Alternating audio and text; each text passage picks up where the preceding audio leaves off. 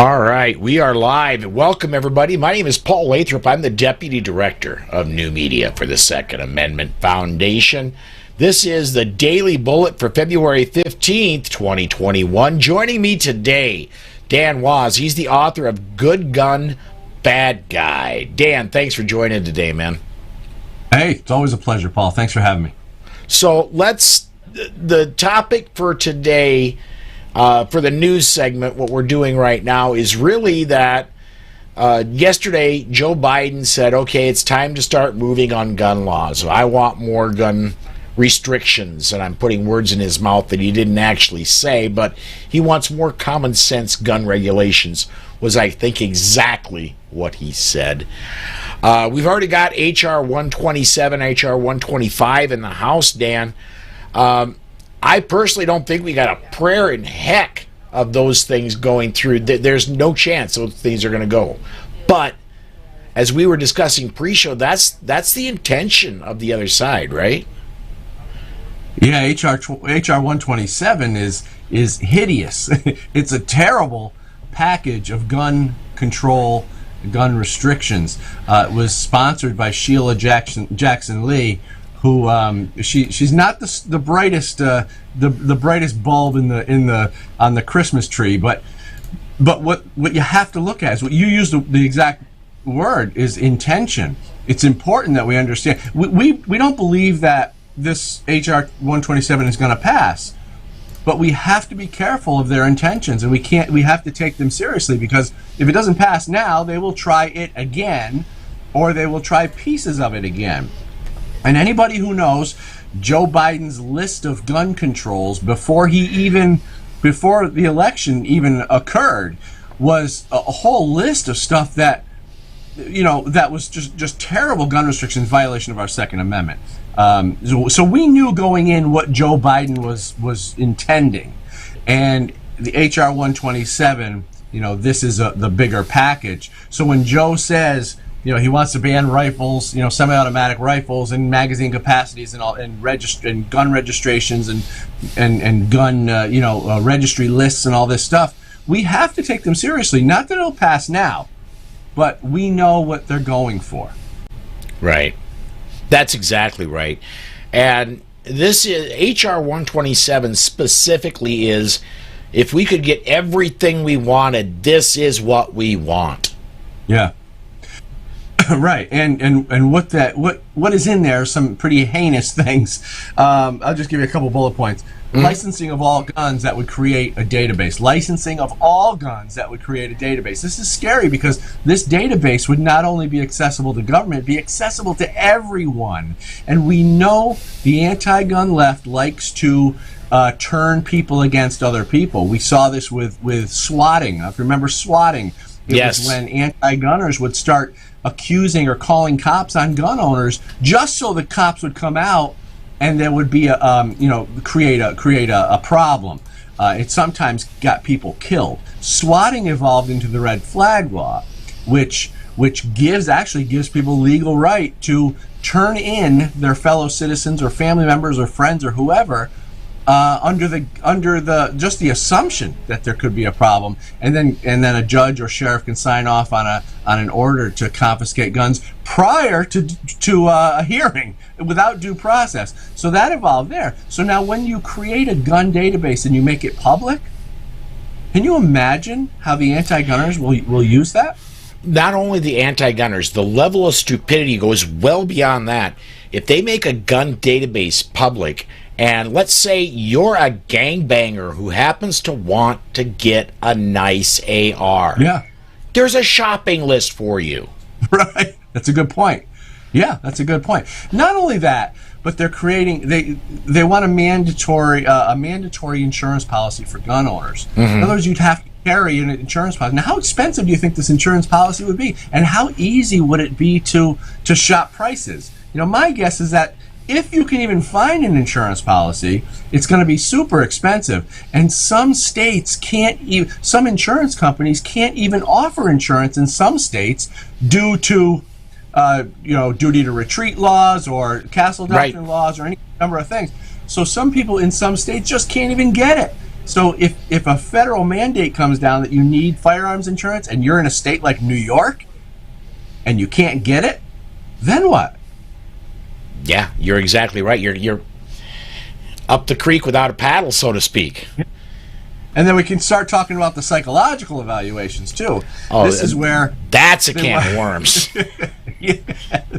This is where Joe Biden, I like to call him illegitimate Joe, and Sheila Jackson Lee, of course, they want to create a mandatory psychological evaluation, not only of you, the gun owner, but of 2 or more family members, and including former spouses. Now, can you imagine an angry former spouse being interviewed on your behalf for your gun ownership?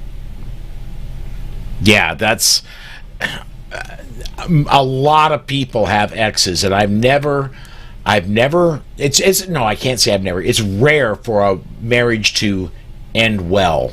And so a majority of people who have ex-husbands and ex-wives are going to be in the position where, guess what? Your Second Amendment rights go away. I had a very early in my broadcasting journeys, I interviewed I'm trying to remember exactly who it was, and I can see him, but the name is sticking, so I'm just going to go ahead and charge on. But Jeff Knox is who I interviewed, and he brought up a great point. That we were talking about the Lautenberg Amendment at the time, and the reason things like that are so dangerous is it's common practice for when there is divorce, automatically the one attorney files for a restraining order, the second attorney files for a return restraining order. It's almost 100% of the times when divorces gets filed that there are 2 restraining orders issued, one for one party, the divorce, one for the other. And so should this happen, it's going to be if you ever get divorced, it's a permanent ban on your ability to ever buy a gun. Yeah. Yeah, and Democrats they will destroy our Second Amendment if we let them. And I understand that there's some maybe some Democrat gun owners, but if you're, and you may like Joe Biden, you may like him, maybe you like the way he shuffles along when he walks, maybe you like the way he can't put 2 sentences together, whatever it is you like about Joe Biden, that's fine. But the minute you vote for him, you do not support the Second Amendment, especially knowing what this administration plans to do with our Second Amendment. I have some very, very good friends that are on the liberal side. I don't ask them who they voted for, but I would imagine they probably did vote for Biden.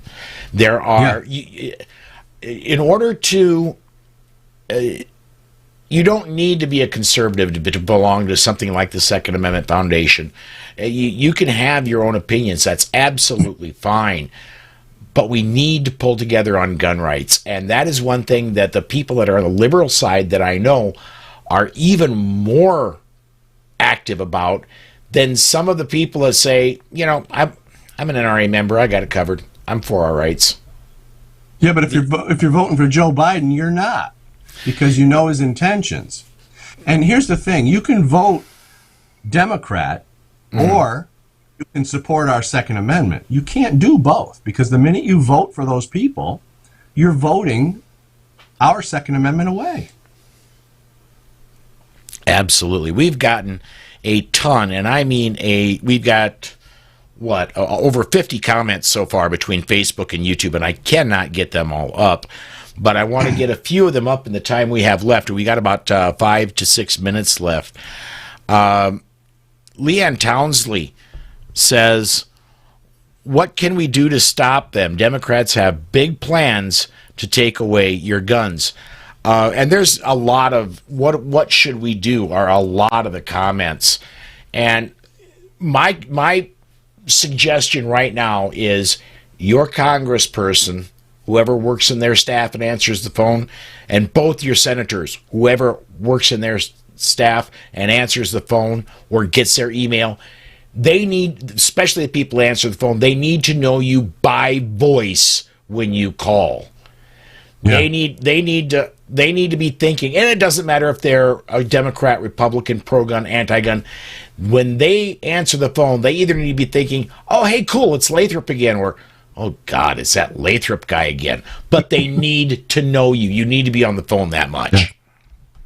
Yeah, and I would also say, stop voting Democrat and start explaining to your fellow Democrats just why you're doing it. You're not trying to be a jerk to them. You're trying to explain to them that the Democrats are out to destroy the Second Amendment. And when you vote for that, you're voting your rights away. Another thing is support organizations like Second Amendment Foundation. Alan Gottlieb is doing some incredible stuff.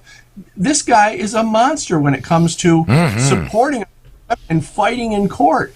I mean, and Second Amendment Foundation needs funds to do this stuff. So support Second Amendment Foundation and other gun rights organizations. Absolutely. That's how you can help.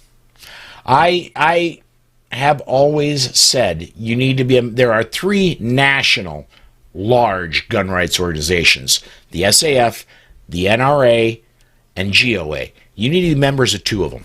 I'll let you pick the 2, but I really wish you'd be a member of the Second Amendment Foundation, but just because, my job. But then you also need to be a member of a state-level organization. And it doesn't necessarily have to be your own state. My state of South Dakota, we're in great shape, and there really aren't any major gun rights state-level organizations because everybody believes in the Second Amendment here. But I belong to NJ2AS, New Jersey Second Amendment Society. You need to belong to a state-level organization if you're in a good spot yourself. Help out somewhere where they're hurting. Yeah, absolutely. Any more questions? We've gotten, we're getting a lot of comments in social media right now. We got about 3 minutes left about ammo and the cost of ammo. Folks, that's going to be, it's my opinion. What do you think, Dan? I think we're going to be seeing sky-high ammo prices for at least the next 2 years. I don't know how long it's going to last. I hope you're wrong about that. Honestly, I hope it's not that long, but you could be right. And right now, when a box of 9 goes for $50, there's a problem, and it's partly due to shortage of workers. There's not enough production right now, and an overabundance of purchasing. We know in 20 we had what was it, over 8 million new gun owners and background checks anyway, and the 21 million new gun purchases, I think that's what it was. And think about the ammo that went along with those sales. So huge purchasing at a time when left-wing riots are going crazy across the country and all sorts of stuff is going on politically. People want to be able to protect themselves, so it's no surprise. And at the same time, the workers aren't there to meet demand. So buy it when you can and stock up on it, and let's just hope that we can get some manufacturing going. I'm not going to put it up on the screen, but Steven on Facebook says he's seen $100 a box for 9mm. That's stout right there. Brooke says, just came from Bass Pro Shop. There's nothing on the shelves for ammo. And Carla wants to know, what about a Virginia group? Carla, if you're looking for a group in Virginia, I highly recommend the Virginia Citizens Defense League. Phil Van Cleve runs that, and they do a very, very good job. They're really holding the line there in Virginia. Let's be honest, they're up against the wall, but they're doing good work there. Absolutely, they're great guys. I've talked with many of them, and I've gone to the rallies, and I've actually spoke on their behalf for this most recent rally, and fantastic group of people. So definitely get involved with them. Virginia Citizens Defense League. Yep, vcdl.org. We're running right up on time, Dan. Before we go, I want you to do 2 things for me, if you would. A, tell everybody about your book series, and B, you're going to be speaking in March down in Florida. I know, because I'm going to be emceeing the event. Let everybody know a little bit about that, too. Okay. Well, first of all, I'm going to Missouri next week to talk speak on at a 2A rally at the State House in Missouri next week. Looking forward to that. I'm going representing Gun Owners of America, and after that, I come back to New York for a little bit, and then we go back down to Florida, and we do the big carry event, the camping event. Put on by Florida Carry, which is going to be an absolute blast. I can't wait for that. And so I encourage anybody, if you're down in Florida, if you can get there in March, look it up. It's going to be a really cool thing. And as far as my books, the Good Gun, Bad Guy book series, I talk about the strategies and tactics of the anti-gunners. I talk about the media's influence over the population and how it influences the thought process of people when it comes to the topic of guns. I also talk about the political drive behind the gun grab. So my book series is a good, full, complete understanding of what's going on out there, how we can better understand the anti-gunners so we can either help them or defeat them. GoodGunBadGuy.com. Very cool. Well, Dan, I want to thank you for lending your voice today, man. I appreciate it. Anytime, Paul. Talk to you soon. All right, folks, we're going to go ahead and go to our video, and that is I sat down for an interview with Mike and Alex Ooley on Friday. We talked about red flag laws, what some current ones look like, what a federal one might look like, and why they're all bad ideas. Everybody check out the video and come join us again tomorrow at 5 p.m. Central Time when we do another Daily Bullet. Hey everyone, welcome to another interview on the Daily Bullet. I'm Paul Lathrop. I'm the Deputy Director of Social Media for the Second Amendment Foundation. Joining us again today, Alex and Mike Ooley. They are the Ooley Law Offices in Indiana. Frequent guests here, and I'm always glad to talk about them. To them, they bring a lawyer's perspective to our Second Amendment rights. Gentlemen, thank you for joining us today. Thanks for having us, Paul. Hi, Paul. Thank you. So let's, we've talked constitutional carry. We've talked about state preemption. Let's talk red flag laws. That is something that a few states have, unfortunately, and it's looking like the federal government may be looking at red flag laws now that the Biden administration is in charge.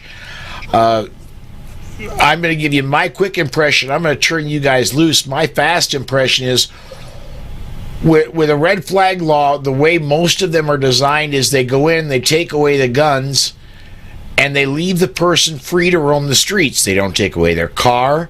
They don't take away any knives. They don't take away any dangerous weapons except for firearms. And generally what that's going to do is going to make that person pretty mad. I think these are counterproductive and an extremely bad idea. Am I wrong? Am I off base? What do you guys think?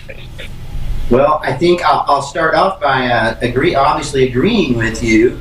I think there are some studies out there, once again, by John Lott with the Crime Prevention Research Center. Yeah, Crime Prevention Research Center that suggests that these red flag laws, when passed, don't do anything to significantly reduce homicides, murders, violent crime, or even suicide. So there is some empirical evidence out there to suggest from a public policy standpoint they don't do any good. Our primary concern, however, but not primary concern, but another additional concern that we have is whether or not there's sufficient due process being afforded to folks whose guns are taken away. I can go ahead and talk about that a little bit, at least from our perspective. Sure. And I think you have to kind of understand where we're the history of this. Before the Parkland murders, and I'm talking about the Douglas High School murders that happened in Parkland, Florida in the spring. I think it was actually maybe Valentine's Day of 2018. Before that, there were only 4 or 5 states that had these, quote, red flag laws. After that, we now have probably 18 or so states that have passed these laws.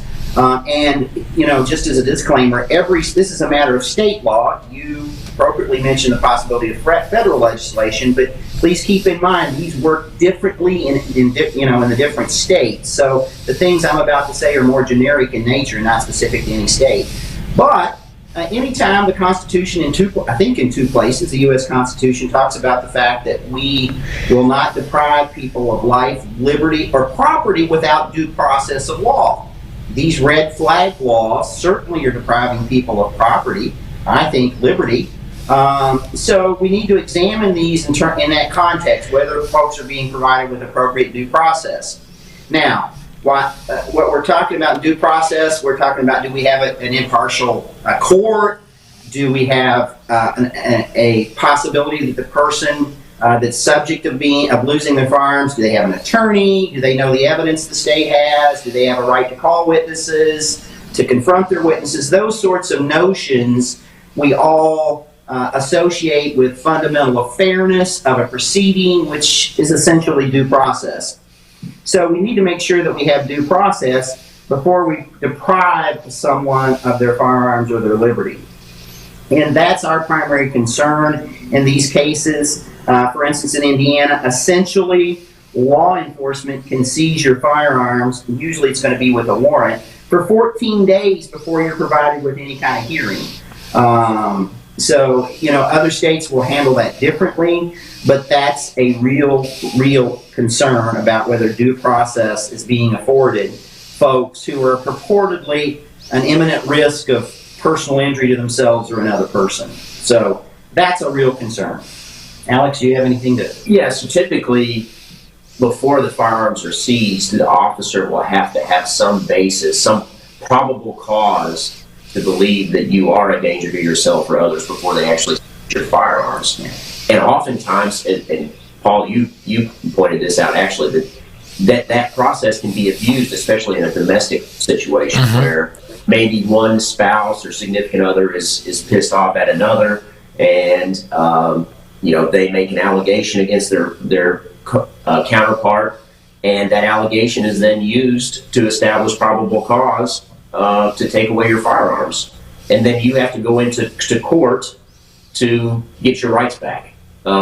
So this process is ripe for abuse, and I agree. I mean, we're really concerned about due process with these red flag laws. Yeah, unfortunately in Indiana, it's going to be driven mostly by law enforcement, but there are states out there that will allow, a family member, an employer, an ex-spouse. Think about that. The ex-spouse finds out, you've got a new boyfriend or a girlfriend, or doesn't believe you're paying enough child support, make some allegations. So real concerns, and keep in mind, when you have to go to court to fight to keep your firearms, there's no, at least under Indiana law, there's no provision that if the court finds that your firearms shouldn't be taken or seized, there's no provision for you to get your money back or to be compensated for the fact that you're going to have to pay an attorney.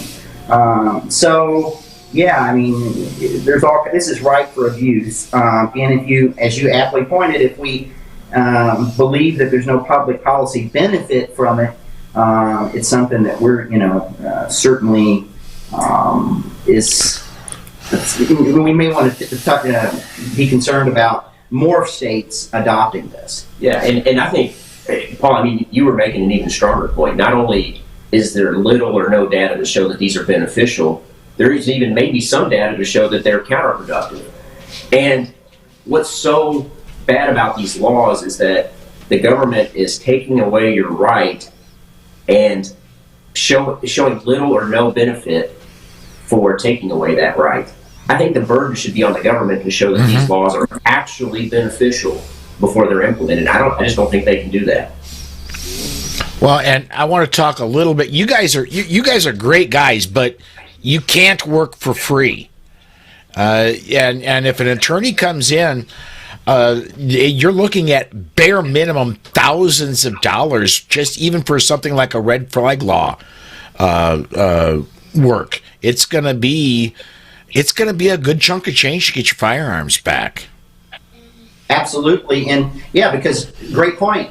Because with this due process that we want for citizens and we want as an attorney, it takes time to go through the process so that you're going to get a fair hearing. And another thing, once again, in Indiana, you're probably going to get a hearing in 14 days if you want it. But after you consult with your attorney, it may actually take longer than that for your attorney to properly prepare for the hearing. So now we're looking at a seizure that can last much longer than 14 days. So you're absolutely right, Paul. No question about that. And, you mentioned the federal legislation. I'm not sure what's going to happen there, but one thing that I will mention that I think is a little bit encouraging, after the Parkland mass murders, there seemed to be a movement at the federal level from some senators that they wanted to provide grant funding to states so that states could develop red flag laws or procedures associated with red flag laws. I noted, I think it was last year, Oklahoma actually has an anti-red flag law now. It's basically a preemption statute, but it says that they're not going to accept any government funding, essentially, to develop red flag laws, and that includes any subsidiary agency or local government. So there is some movement out there, some pushback, it seems, against these laws. And Paul, we talked about how these laws are ripe for abuse, but there's another practical reality to these laws that is really detrimental to our rights, and that's that judges are reluctant to say, no, I don't think this person is dangerous, there's no probable cause, or at the hearing there's not clear and convincing evidence that this person is dangerous. They're reluctant to say that because they don't want blood on their hands, because if they say, nope, there's not probable cause, or nope, there's not clear and convincing evidence, then this person is back out with their firearms, and they're worried that that person is going to commit some violent crime, and they don't want that to come back on them and their future election chances. So that's kind of a practical reality of this process as well, because when you get a hearing, at least in Indiana, it's a hearing in front of the judge. It's not a trial. You're not judged by the jury of your peers. It's a civil process, and it's just a hearing in front of the judge. Yeah, absolutely. Well, I would imagine most judges have the nightmare of, and we hear it all the time in a different arena. Well, this person was up for a 50-year prison sentence. This soft judge gave him 5 years. The guy gets out in 3 years for good behavior, and he goes out, and 3 days later he kills somebody. And this is the judge that did it. I imagine almost all judges. I know I would have that in my head if if I had to decide, well, would this person or that person, what should happen with them?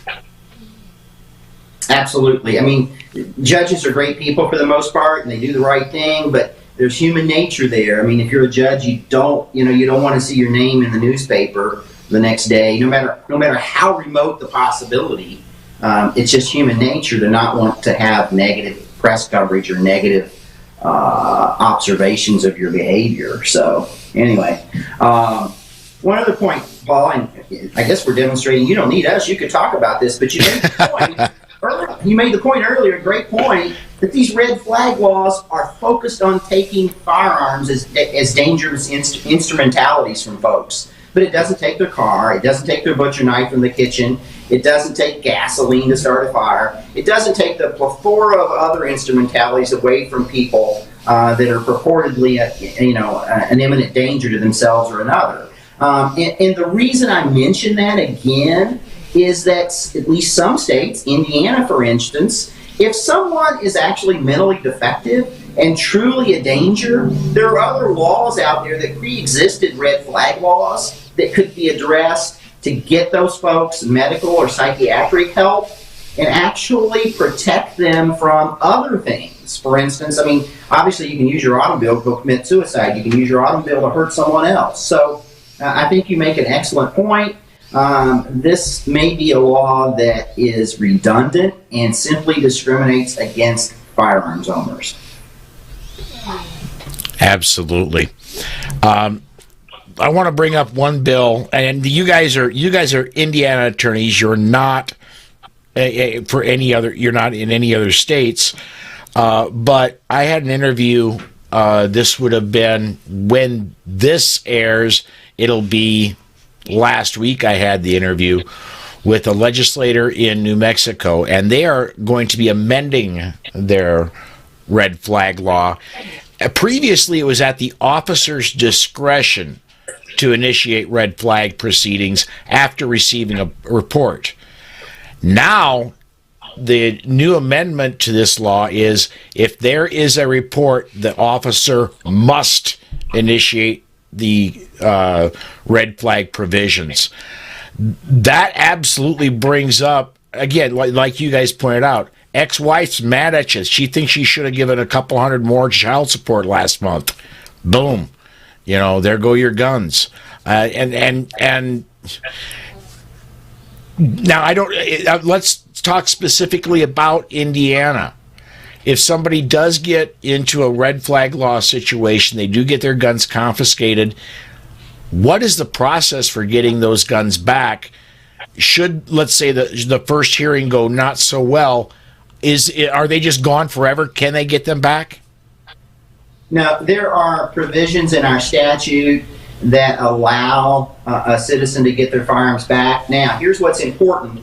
You're going to have to wait probably 180 days before you're going to get those firearms back. Now, I'm assuming there's a full-blown hearing, after the full-blown hearing where the judge decides, after you've got a chance to have an attorney present evidence, those sorts of things, you're going to have to wait 180 days.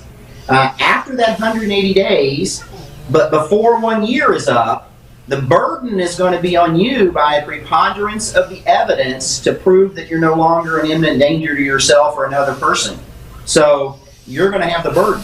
Now, after 1 year, the burden shifts then back to the state to prove by clear and convincing evidence that you shouldn't have your firearms, which was the original standard to take the firearms, clear and convincing evidence. They have to show by clear and convincing evidence. So there is a process.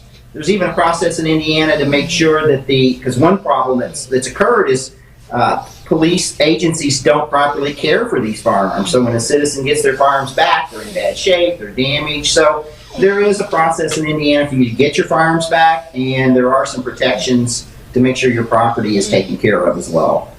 And then if it is a situation where the judge says at the initial hearing or at the hearing that you're not a danger to yourself or others, then the state is required to give your firearms back, I think, within 5 days of that determination. Yeah. Okay. Yeah, and what came to my head was the state police or whoever is in possession of your firearm. Let's say it's an old flintlock. Let's say it's a very collectible, very valuable gun. Are they going to take care of it like you would? I mean, Indiana, it seems that there are provisions. Other states, maybe not so much. Maybe not. And the fact that our law was changed to address that concern of actually taking care of the firearms grows out of the fact that in some instances they weren't taken care of appropriately. All right. And Paul, I think you brought this up in another interview. The process just to get your firearms back in some states can be very expensive, and sometimes will cost you more than the value of your firearm just to go through the legal process to get it back. So that's a concern in some states as well. Yeah, I'll bring up one other point that, once again, I'm an Indiana attorney, so I can't talk about the 17 or 18 other states. But one thing that happens in Indiana is if there's a hearing and the judge determines that you're an imminent risk to yourself or somebody else, and your firearms are taken away, there's also supposed to be a report made to the feds, the NICS system, so that you can't go out and purchase a firearm as well. One concern I have is that if someone is deprived of their firearms, let's say for 8 or 9 months, they get their firearms back, that bell has to be unrung, and the state authorities are supposed to report that the order has been lifted, so that you can then go out and purchase firearms. So my concern is whether that bureaucracy works right or not, in particular the interface between the state government and the federal government. So anyway, something else to be concerned about if a citizen unfortunately has his firearm seized. Getting the government to do things right the first time, that seems problematic to me to start with. Yes. Yes. Amen. Let's switch gears a little bit if we could. Coming up, I only found out about this last week. Indiana has permitless or constitutional carry that is working its way through the legislature. What do you guys? I mean, you guys obviously are Indiana residents. What do you think chances are this time? I know it's been up before. Yeah, so we're really optimistic about it. There was a public policy committee hearing this week, actually on Wednesday, in the House of Representatives, and the House discussed. They had a hearing about House Bill 1369, which would eliminate the licensing requirement to carry a handgun in Indiana. This sort of bill was attempted to be passed a few years ago and didn't, largely because of the events in Parkland, Florida. The legislature here got cold feet and decided not to move forward with the bill. But we think it's got a really good chance this year. We think the hearing the other night went really well, and think that there's a good chance that constitutional carry will be adopted in Indiana. Yeah, unlike some years past, it was encouraging to see law enforcement at the Public Policy Committee hearing testifying in favor of permitless carry and constitutional carry in Indiana. Now, that's not to say that all law enforcement support it, but there seems to be more support from law enforcement at this juncture. That's encouraging. And I think Alex can maybe post something in the comments, but we would absolutely encourage folks to email their state legislator, at this juncture, the House member, and certainly their senator as well. And we'll try to post some stuff at the bottom so that it's easier for people to do that if they can. Yeah, and if you can talk to your local law enforcement, do that too, because in Indiana, the governor has been reluctant to support constitutional carry because it hasn't historically been supported by law enforcement, and he didn't want to take a position in opposition to law enforcement. But if there are more law enforcement that speak out in favor of constitutional carry, I think that's going to go a long way to getting it passed here in Indiana. Yeah, and keep in mind, we are all for officer safety. I mean, we do not, I mean, Lord knows they've got a dangerous job every day, and when they walk up to that traffic stop for what's presumably a speeding ticket, it's a dangerous situation. But there is no evidence that I'm aware of, no evidence that constitutional carry does anything to endanger officer safety. So we encourage people to express their support to state legislatures, because we've talked about this in the past. You write your U.S. congressman, it might not have as much impact as it does when you write that state legislature. And keep in mind that the primary job of a politician is to get reelected, so they pay attention. Well, and one other thing I want to bring up, sorry, my dog's going nuts over here, but one other thing I want to bring up is when you talk about talking to your local law enforcement, I'm guessing Indiana is like most other states, and your local sheriff is elected and not appointed by any other body. And so make sure, if you're going to be talking to your local law enforcement, well, talk to your, whatever county you're in, talk to your sheriff too. Say, hey, I would appreciate you reaching out to X, Y, and Z legislators and letting them know that you support permitless carry as well. Absolutely. That's exactly right. They have enormous influence, those sheriffs. And we want to applaud the sheriffs that came the other day and testified in support of this legislation. We have some really awesome sheriffs in the state who are concerned about citizen rights first, instead of funding or other things. So we really applaud them for supporting this bill.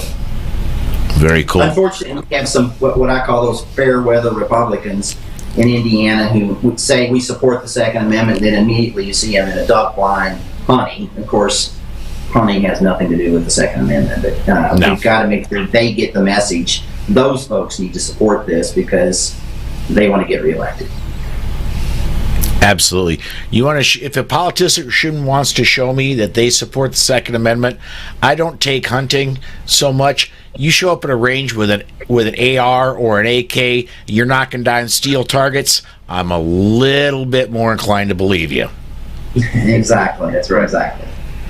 All right, gentlemen, we're actually past our overtime time, but I do want to thank you for joining us again today. Thanks, Paul. Thanks, Paul. We appreciate it. If you would, please, if you're watching on Facebook, please like our page. And if you're watching on YouTube, go ahead and subscribe to the channel when you do hit the notification bell so you know when we're live again, which we will be tomorrow. Thanks for watching.